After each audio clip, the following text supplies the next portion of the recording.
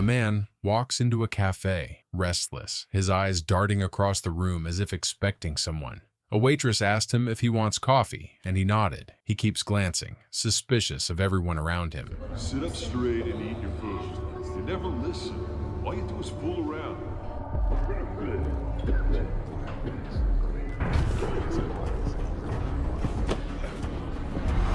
Back up there. In the kitchen, he started clashing with a sick cook who coughs over the food. The fight was harsh, and the man, Frank, got the upper hand. The cook struggled to keep up. Finally, he put a rope around his neck and started strangling him. Then the story goes back to 1 year ago. Frank narrates how many words people speak in a day, comparing men, women, and lawyers. He said he speaks 80,000 words a day, but among those, only 3 of them are important. And those are the "I love you," he says to his wife and daughter. Frank Valera is a sharp lawyer known for bending the system to win his cases. One day, Sue, his wife, and Olivia, their young daughter, call to ask his whereabouts. Olivia is preparing for a talent show, excited to perform for her father. Frank pretends he is already heading home, though he is still at his desk. Her enthusiasm makes him pause, and he finally decides to leave work and watch her performance. But as soon as he heads for the elevator, a colleague drags him into another case discussion. Frank, you got a minute?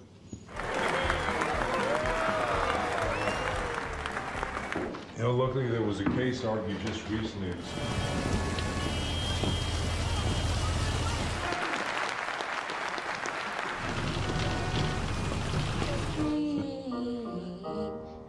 By the time he arrives, the show is over and his family is gone. He tries calling them, but gets no reply. At home, he brought a teddy bear for Olivia and waited anxiously, apologizing on the phone and asking Sue to return soon.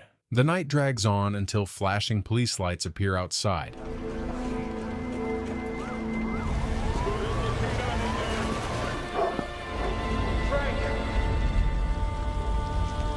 At the crime scene, Frank walks in a daze as voices fade around him. In a ditch lie 2 bodies holding each other, his wife and daughter. He collapses in anguish, restrained by officers. Soon, a funeral is held for them. I always kept my tongue quiet while my daughter was alive, but I never saw what she saw in you. And I do not ever want to hear your mealy-mouthed voice again. Back at his house, Frank lives in a haze, hunted by the memories of his wife and daughter. He spends his days getting drunk and watching anything that reminds him of them. Later, Frank confronts the police chief, Loose Tiger, demanding action. The chief barely listens, distracted by his phone, mentioning Russian mafia territory and some gold fibers found near the site. The Russian mafia. They have a stranglehold in that area. It's hard to get anyone. You guys never found my wife's purse. Detective Lastica, will you please stop texting, sir? I'll try harder. Furious, Frank storms out. Officer Strode checks on him briefly in the hallway before Frank leaves. After getting out of the station, he drowns himself in alcohol at a bar. In the back room, a cage fight is underway. Fueled by despair, he starts screaming. Seeing this, one man started beating him. He went home, bloodied. Standing before the mirror, he thought this was the form of penance he needed. After this, he keeps going back to the bar, getting beaten again and again.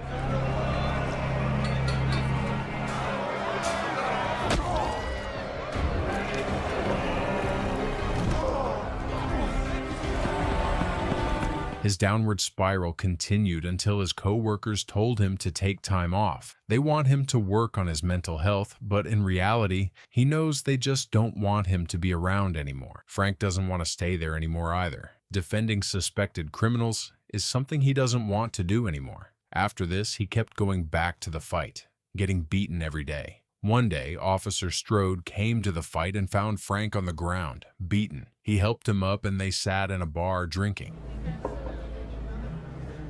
I promised I'd meet them at my daughter's talent show the night they were killed. It's killing me.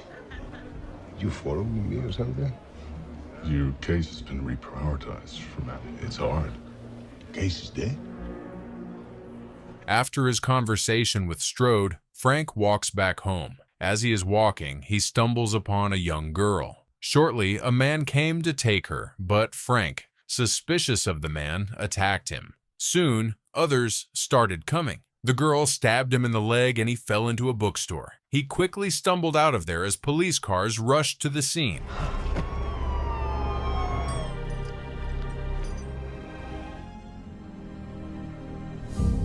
After this, Frank decided to train and be better. He set up a gym at his own house to train. He started throwing himself into brutal practice, strengthening his body and learning to fight in karate and jiu-jitsu gyms.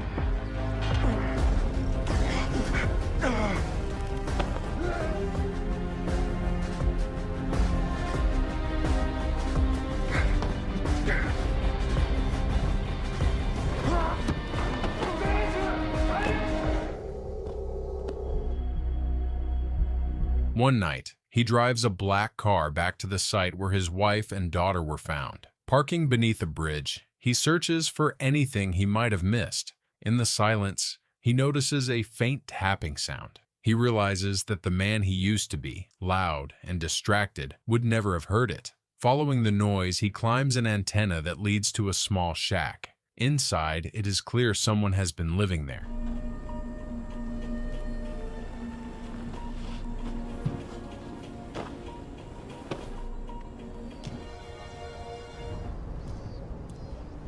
He walks back to his car only to find 4 men on it trying to break in. He walked towards them and one of them told him it was their territory and demanded his keys and wallet as payment. One of them has a dog ready to set on Frank, but the animal refuses to attack. Angered, the man kicks the dog away. Frank stays silent, pretending to hand over his wallet. At the same time, he grips his car keys and strikes the first man. A violent brawl erupts. Frank fights with precision and skill.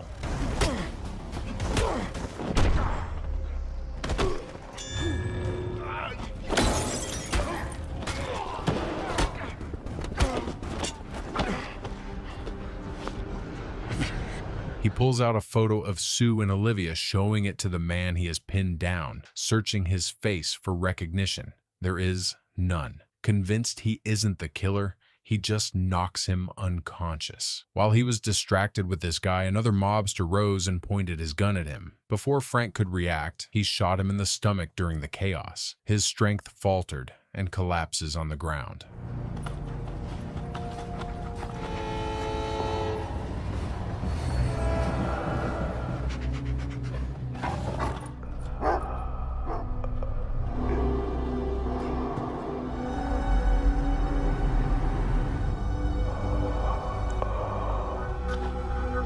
Frank wakes later, shirtless and bandaged in bed. He is not familiar with his surroundings. His wound has been treated. He quickly dresses and makes the bed he was sleeping on. When the woman walks to the room with water, he isn't on the bed.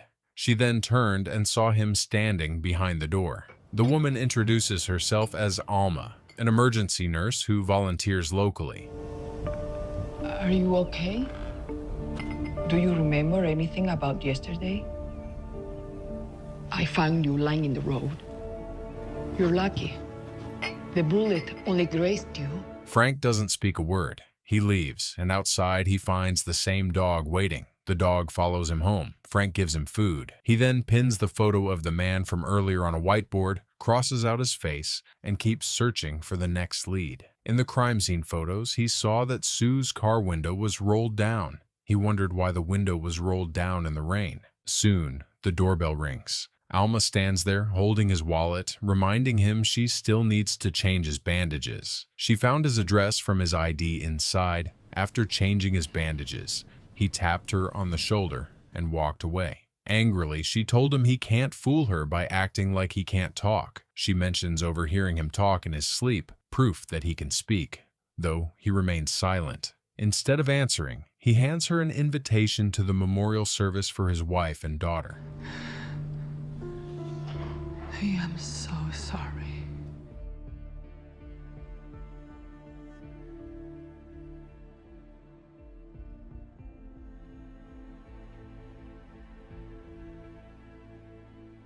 Was their killer ever caught?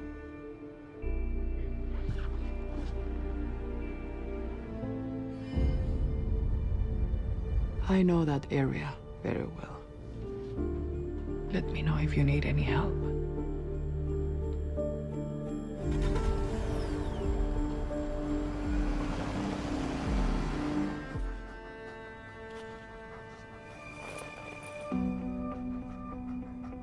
A transportation security dog.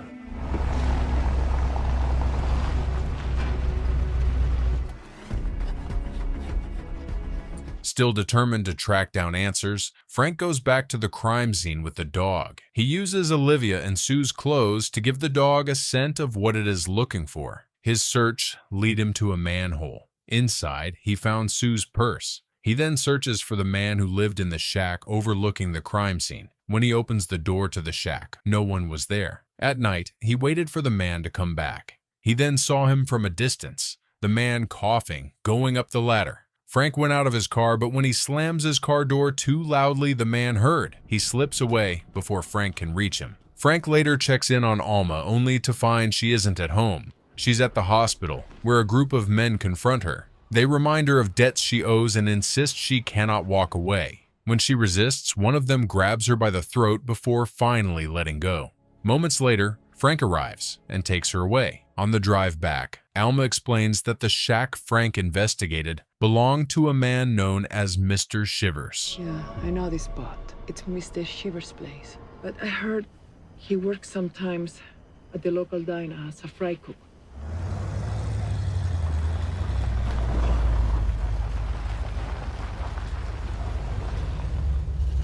Thanks, Frank.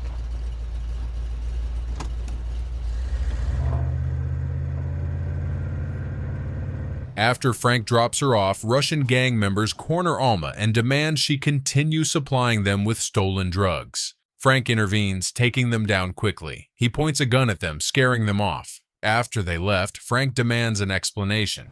Those guys, they came into the ER, had me steal drugs for them from the hospital, you know. They're gonna kill me for this, Frank.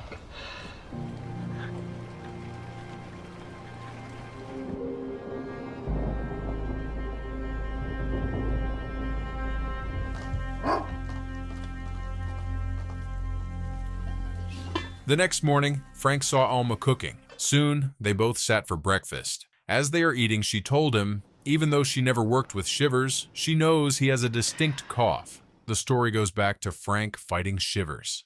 Inside the diner's kitchen, Frank confronts him. They clash violently, and when the fight ends, Frank forces Shivers to look at a photo of Sue and Olivia. Shivers doesn't deny knowing them. His eyes show recognition. Pressed further, he reveals that he had witnessed their murders from his shelter, and that the killer wasn't a gangster at all, but a police officer.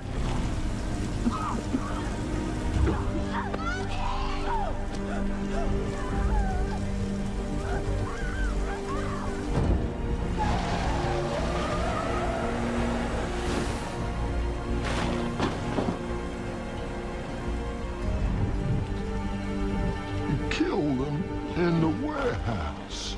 What could I do? Huh?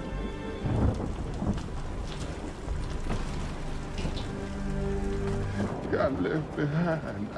I took the money from it and I got rid of it. I needed the money, man. I'm sorry.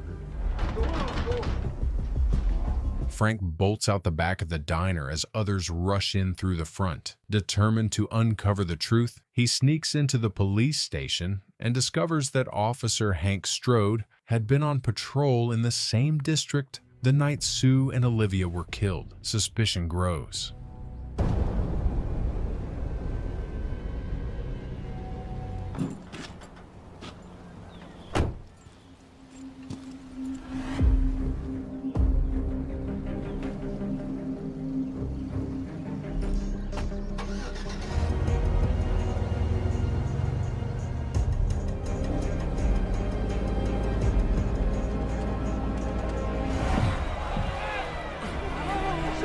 After following Officer Strode for 7 days, changing cars to avoid suspicion, Frank finally memorized his routine. One day, he finds a spare key hidden behind a planter at Strode's house and lets himself inside. There, he uncovers a police jacket with gold fibers fraying from the stitched badge, evidence that matches the crime scene. His search takes him deeper. Behind a false panel, he discovers a stash of disturbing items: magazines with Frank's face on the cover, clippings about Strode's young daughter who was murdered years earlier, and old reports about the suspect Frank had once defended, a man freed on a technicality. A digital camera seals the horror. Stored inside are photographs of Frank's family events, including the funeral and Olivia's birthday. Realizing Strode's obsession, Frank leaves a message on his car, demanding he meet at a warehouse to retrieve the camera.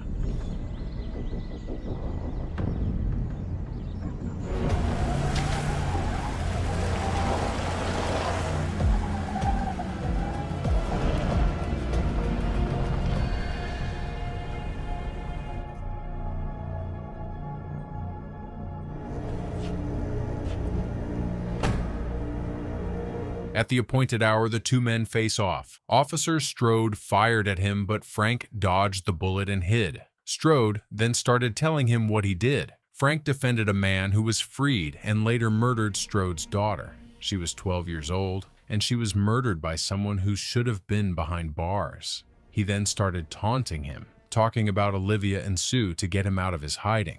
The fight is brutal, with both suffering injuries.